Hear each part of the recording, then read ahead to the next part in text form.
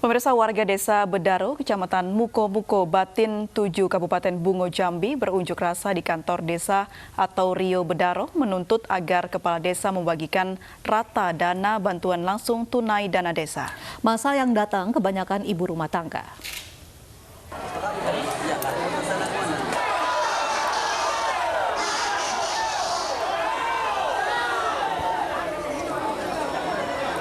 Aksi massa di depan kantor desa Bedaro ini pecah setelah merasa pembagian BLT oleh kepala desa dirasa tidak adil. Mereka meminta kepala desa membagikannya secara merata. Peserta aksi di desa Rio Bedaro didominasi ibu rumah tangga.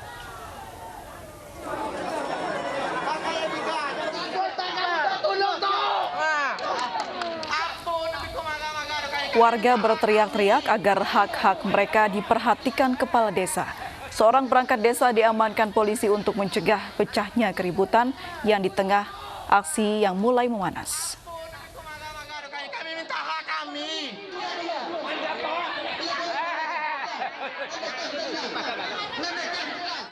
Namanya menyampaikan aspirasi macam koyak ini. Siapa tidur? Seorang nenek yang ikut aksi ini pun menangis karena tidak mendapatkan bantuan sosial yang sangat diharapkannya. Ada 9 poin tuntutan warga, salah satunya meminta kepala desa atau Datuk Rio Bedaro membagikan dana BLT DD secara merata karena mereka merasa ikut terdampak imbas dari pandemi COVID-19, bukan hanya 21 orang saja yang berhak menerima dana tersebut.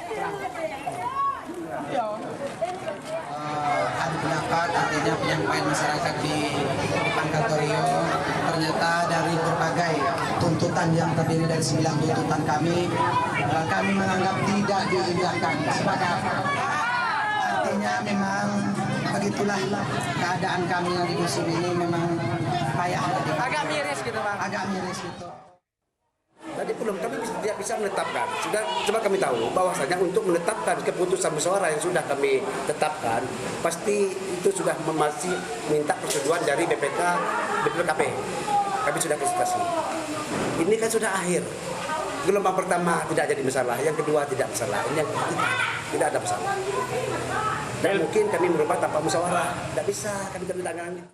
Pemirsa, polisi masih memeriksa 8 warga terduga pembakar mobil dinas Wakapolres Mandailing Natal. Sementara sejumlah pelaku utama termasuk provokator aksi tak lagi berada di desa tersebut dan diduga telah lari ke dalam hutan.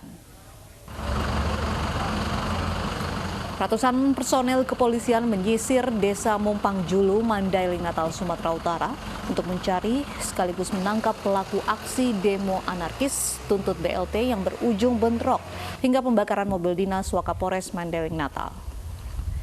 Saat tiba di lokasi, suasana desa justru sepi. Mayoritas kaum pria di desa ini sudah meninggalkan rumah mereka untuk bersembunyi dan melarikan diri.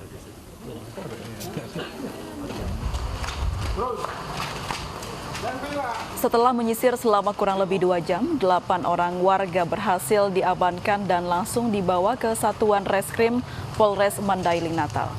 Dengan penangkapan 8 orang warga ini, berarti sudah 11 warga desa Mumpang Julu yang diamankan polisi. Meski telah berhasil mengamankan 8 orang terduga pelaku, namun polisi masih memburu provokator aksi bernama Awaludin dan Mak Rifat. Kedua orang ini pun telah ditetapkan sebagai DPO.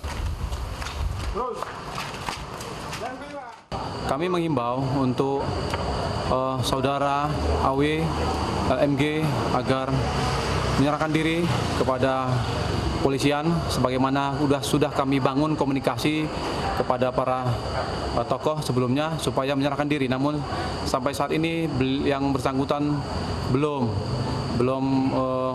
mau dan belum mau kepada kita gitu. Si Awi dan si MW ini apa perannya? Kenapa dia menjadi DPO? Ya, itu kemarin kan dia adalah koordinator aksi.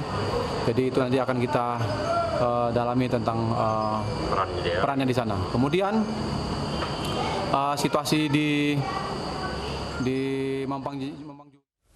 Sebelumnya, unjuk rasa pembagian BLT sebesar Rp600.000 di Mandailing, Natal, Sumatera Utara berujung anarkistis. Selain 2 motor massa yang anarkis, juga membakar mobil dinas Wakapolres Mandailing, Natal.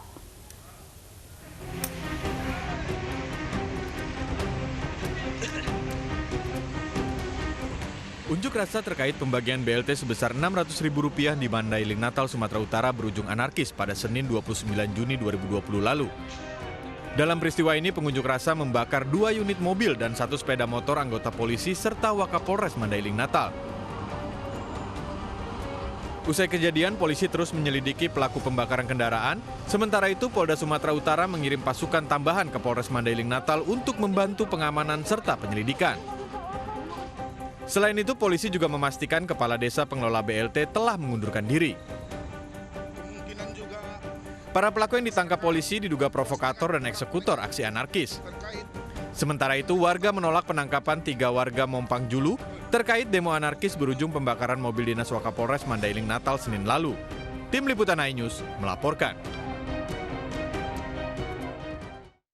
Pelaku pembakaran mobil pedangdut Via Valen sempat mengancam bila keinginannya bertemu Via Valen tidak terpenuhi. Sementara itu, Via Valen dan keluarga merasa khawatir atas keselamatan mereka akibat kejadian ini.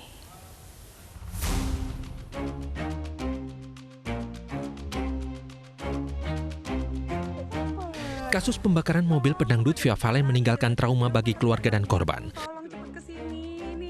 Sejak peristiwa yang terjadi 30 Juni lalu, keluarga menjadi takut untuk keluar rumah dan khawatir akan adanya teror lain. Terus istilahnya itu keluarga itu jadi lebih nggak mau untuk keluar rumah gitu karena ada seorang yang ngancam gitu.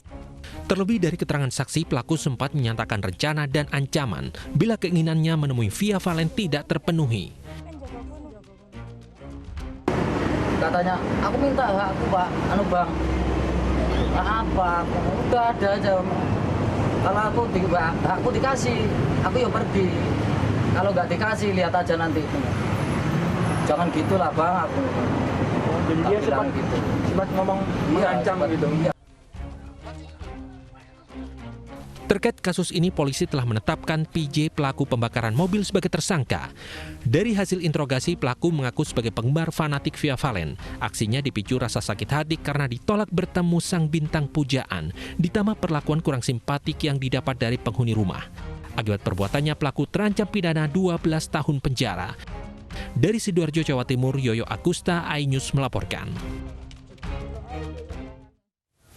Kita beralih ke informasi lain, pemirsa. 2 pegawai kedai kopi pelaku pelecehan seksual yang viral di media sosial mengakui hanya iseng. Salah satu pelaku bahkan mengaku kenal dan menyukai korban.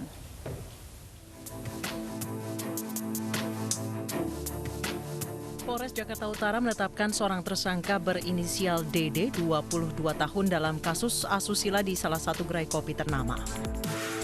Dede berperan mengunggah video rekaman CCTV yang diperbesar ke arah dada korban di sosial media.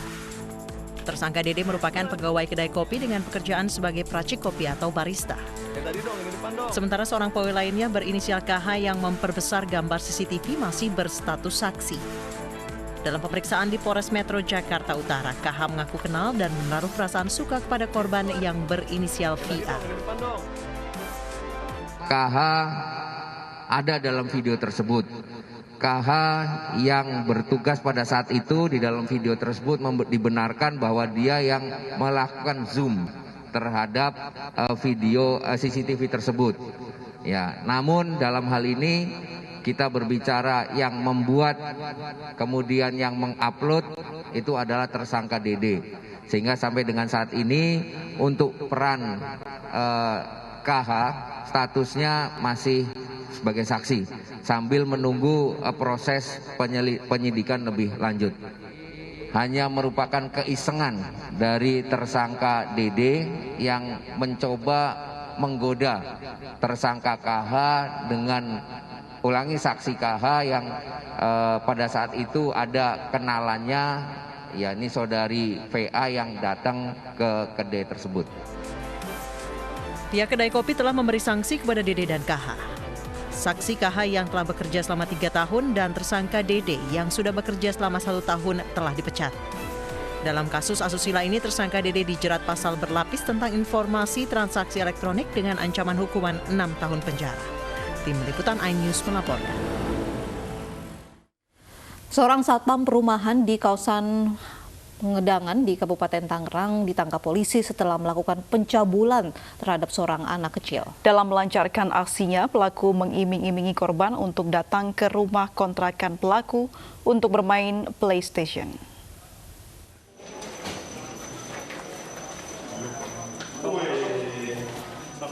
Sarifudin, 40 tahun, seorang satpam perumahan ditangkap polisi karena telah mencabuli 4 anak di rumah kontrakannya lantaran telah berpisah dengan istrinya sejak tahun 2009 silam. Terbongkarnya kasus ini setelah salah satu orang tua curiga anaknya bermain di dalam rumah namun kondisi rumah tertutup. Sandal pun disembunyikan. Setelah anaknya dibawa pulang, orang tua mengorek informasi dari sang anak. Meski sempat mengelak, korban mengakui sudah beberapa kali dilecehkan. Orang tua pun segera melaporkannya ke polisi. Ini memang kita baru mendapatkan laporan kemarin ya. Jadi untuk kronologinya adalah bahwa memang tersangka inisial S ini diamankan oleh keluarga korban, kemudian dibawa ke Polsek Pagedangan. Dan di mana Pagedangan kemudian melimpahkan kasus ini kepada jajaran Polres. Dan memang saat ini pelaku sudah kita amankan dan masih kita dalami keterangan dari yang bersangkutan. Polisi masih mendalami sejumlah keterangan yang beredar di masyarakat. Di antaranya beredar informasi pelaku mencabuli belasan anak, namun pelaku mengakui hanya mencabuli 4 anak. Modus yang digunakan pelaku adalah mengajak anak-anak bermain game di rumah kontrakannya. Dari Tangerang Selatan, Nunung Purnomo, iNews melaporkan.